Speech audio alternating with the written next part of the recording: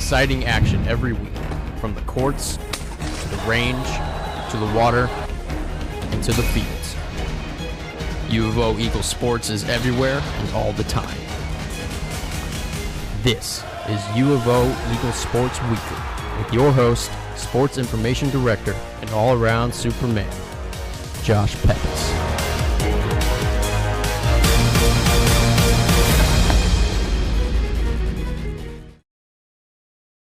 We welcome you to the debut of the U of O Sports Weekly Show. I'm your host, Josh Pepis. Throughout the semester, I'll be providing scores, schedules, coaches' interviews, and much, much more right here on the U of O Sports Weekly Show. We certainly want to thank the Media 2 class for producing the show, as well as Professor Susan Edens for allowing the athletic department to do the show. It was a busy weekend for U of O athletics. Let's go over some scores right now, starting off with women's soccer. What a match it was. The Eagles had the lead. UT Dallas comes back and scores 2 goals in the second half to take that game 2-1. In men's soccer, another awesome game to watch, but Dallas pulls that one out 1-0. In baseball on the road, the Eagles took game 1 9-1 over Sul Ross State. Game 2, the Eagles were also victorious 13-3. Women's tennis lost to Hendrix College 7-2. And on the men's side, the Eagles took a 7-2 win over Hendrix. On Saturday, baseball game 3, Sul Ross takes a wild 11-10 win. And in women's basketball, UT Dallas takes an 81-63 victory. Now on the men's side, the Eagles had a big victory, 81-76 over UT Dallas. The first time the Eagles have beaten UT Dallas since the 2008-2009 season, and in that game, Bryson Johnson scored his 1,000th career point. In softball, they had their opener, Game 1, Sul Ross State 17, Eagles 4. Game 2, Sul Ross State 12, Eagles 1. Men's tennis at home, Dallas Baptist defeated the Eagles 7-0.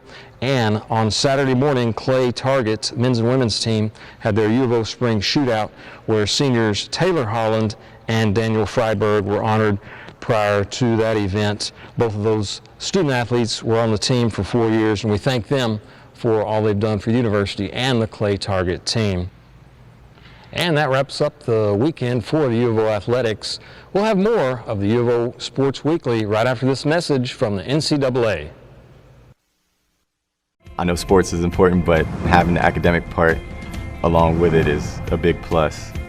I've discovered in myself, a newfound ability to overcome adversity at all different angles. At a Division III school is really shaped around you developing yourself as a complete individual. The end result, in my mind, is you just become a very well-rounded person. Before I came into college, I didn't really think I'd be able to balance so much. It helps a lot that you have a family with your team that can guide you. With a D3 school, there's a lot of time for other opportunities. The coaches expect a lot of you during soccer, but after soccer, that's your own personal time to really find out who you are and other opportunities that you can pursue. By balancing all of my interests, basketball, my leadership skills, and academics, I'm able to better prioritize my life and to manage it.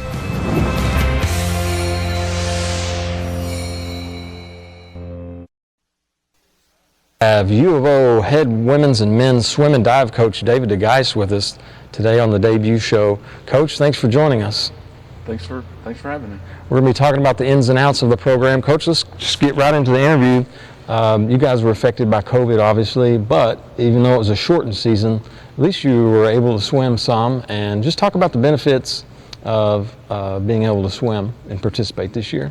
Oh, definitely. It helps the morale of the team, being able to have something to do. We've been training all the fall semester, and then continue that into the spring. We were able to do inter-squad meets all the fall semester, but it's still not the same as person-to-person racing. So this next semester was great. We had several competitions. It's still short, but it really just helped us we broke several school records, and just was really good overall. Now you guys came back from the SCAC championships in San Antonio a few weekends ago. Just go over some of the highlights of both the women's and men's team. Definitely, it was a challenge for the whole conference to make it happen, but pulling it off, it ended up great. It's different than normal, but we were able to come out ahead. On the guys' side, we had 1 school record. On the ladies' side, we had 4 or 5 school records overall.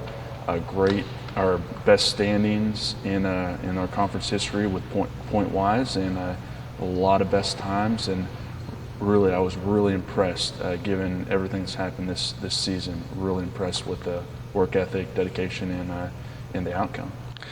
You know, diving is one of the university's newest sports. Talk to the fans a little bit about how diving, just to describe the event itself. Basically, it's a combination of gymnastics and the water. When you go off the board, there's 5 different categories. There's forward, where you go off forward. There's backwards, where you're facing the board and you go off backwards. And then there's reverse, where you're facing the water, but then when you leave the board, you go back towards the board. And so it's definitely something to watch. And then there's inward, where you're facing the board and you dive in inward. Then there are dives that can be any of those categories, but you add a twisting component. And that's where the gymnastics part comes into play.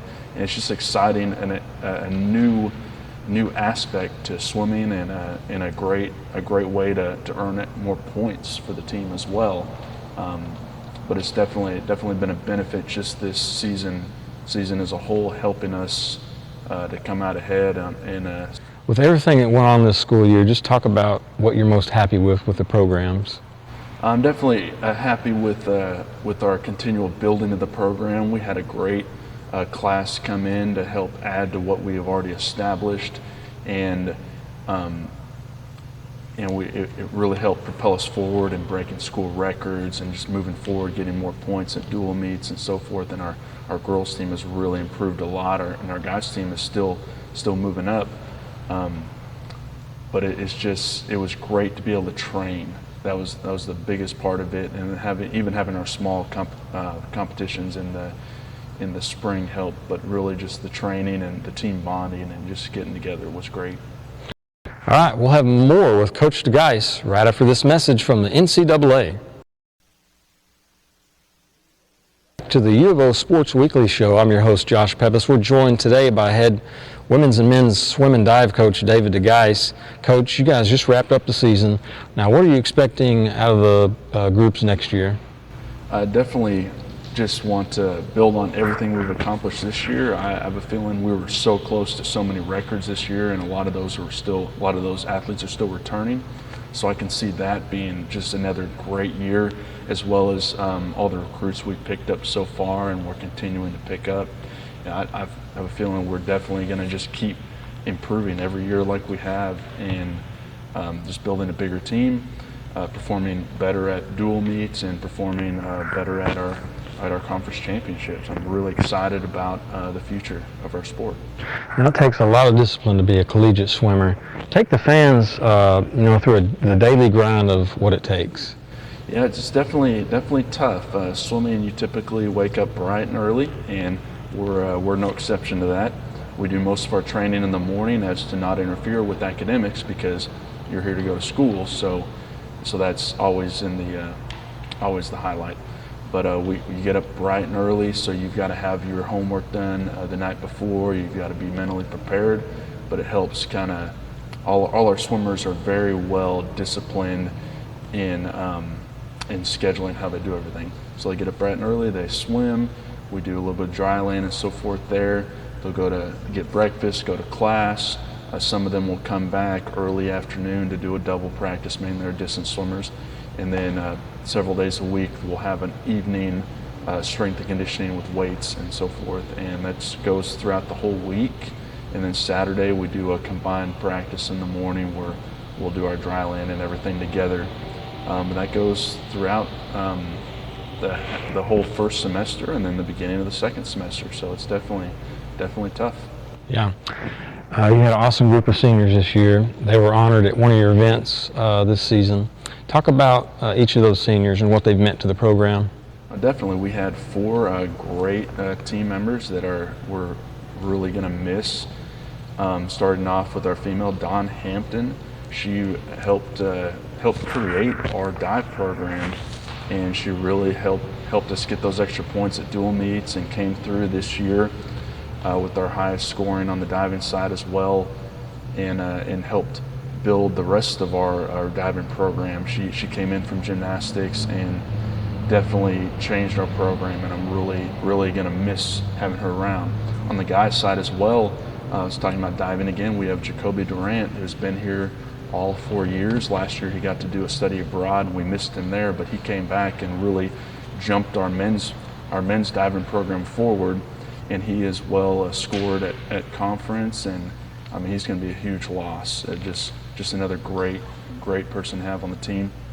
On the guys' side, as well as swimming, we have Nicholas Dunsworth, who definitely has really brought a lot of a different aspect of swimming for us. He's just a very hard worker, one of our hardest. He always does everything and really kind of builds others up.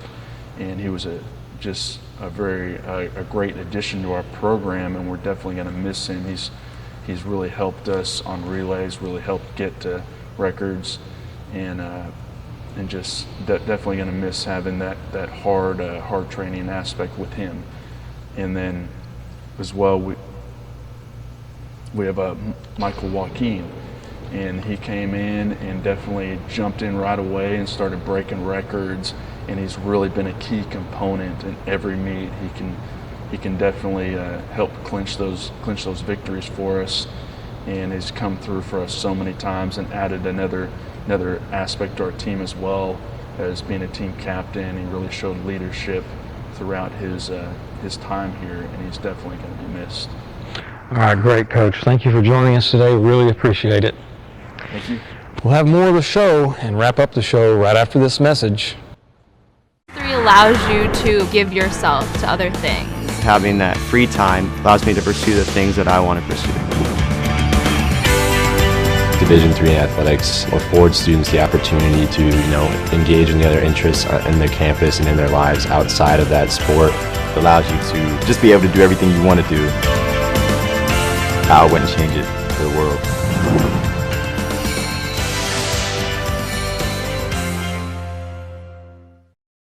And we welcome you back to the U of O Sports Weekly. Let's take a look ahead of this weekend's action in the athletic department. This Friday, baseball team hosts Howard Payne in a doubleheader. They wrapped up that series on Saturday as well. The men's soccer team will host Hendricks here at Hury Field at 10 a.m. and the women's soccer team will play Hendricks at 1 o'clock at the Clarksville High School soccer field. Now Sunday, wrestling debuts, men's and women's wrestling, as they host Ouachita Baptist at noon. On the road, the Eagles, Wednesday, men's and women's cross country. They compete at the ASC Championships in Texas. Thursday on the road, men's and women's basketball, they are at Hardin-Simmons, and men's and women's soccer, they are at UT Dallas. Friday, softball travels to Howard Payne University, and women's and men's tennis, they play Mary Hardin-Baylor and Austin College Friday on the road. Saturday, women's and men's basketball action, they are at McMurray University. Softball wraps up the 3-game series at Howard Payne. And men's and women's tennis, they play against UT Dallas this coming Saturday. And we thank you for joining us on the debut of the U of O Sports Weekly. I'm your host, Josh Peppis. Until next time, go Eagles.